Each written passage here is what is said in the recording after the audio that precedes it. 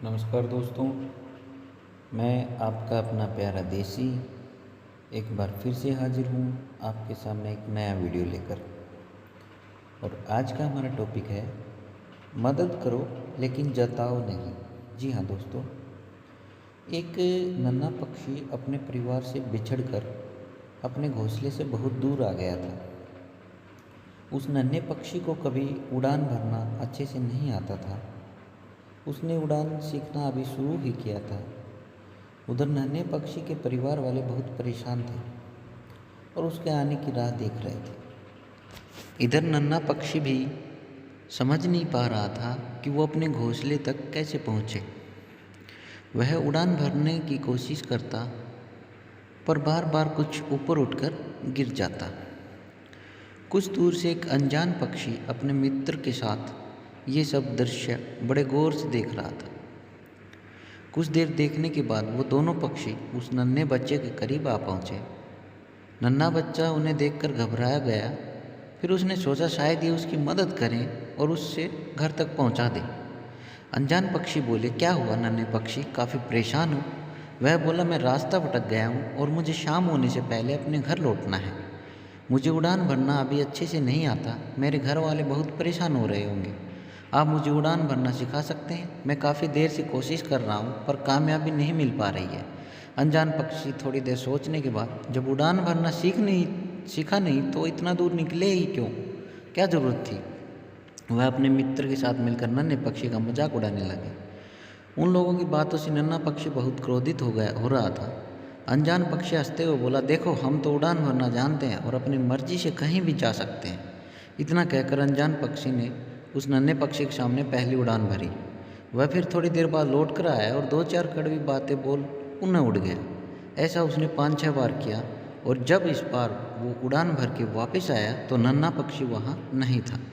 अनजान पक्षी अपने मित्र से बोला, नन्हे पक्षी ने उड़ान भर ली ना? उसमें अनजान पक्षी के चेहरे पर खुशी झलक रही थी। मित्र पक्षी बोला, हाँ नन्हे पक्षी ने तो उड़ान भर ली, लेकिन तुम इतना खुश क्यों हो रहे हो मित्र? तुमने तो उसका कितना मजाक बनाया। अनजान पक्षी बोला, मित्र तुमने मेरी सिर्फ नकारात्मकता पर ध्यान दिया, लेकिन नन्हा पक्षी मेरी नकारात्मकता पर कम और सकारात्मकता पर ज़्यादा ध्यान दे रहा था। इसका मतलब यह है कि उसने मेरे मजाक को अनदेखा करते हुए मेरी उड़ान भरने वाली चाल पर ध्यान दिया और वह उड़ान भरने में सफल हुआ। मित्र पक्षी बोला, जब तुम्हें उसे उड़ान भरना सिखाना ही था तो उसका मजाक बनाकर क्यों सिखाया? अनजान पक्षी बोला, मित्र नन्हा पक्षी अपने जीवन की पहली बड़ी उड़ान भर रहा था और मैं उसके लिए अजनबी था।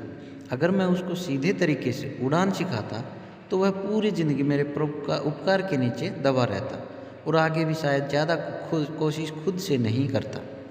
मैंने उस पक्षी के अंदर छिपी लगन देखी थी। जब मैंने उसको कोशिश करते हुए देखा था तभी समझ गया था उसे बस थोड़ी सी दिशा देने की ज़रूरत है, और जो मैंने अनजाने में उसे दी और वो अपने मंजिल को पाने में कामयाब हुआ।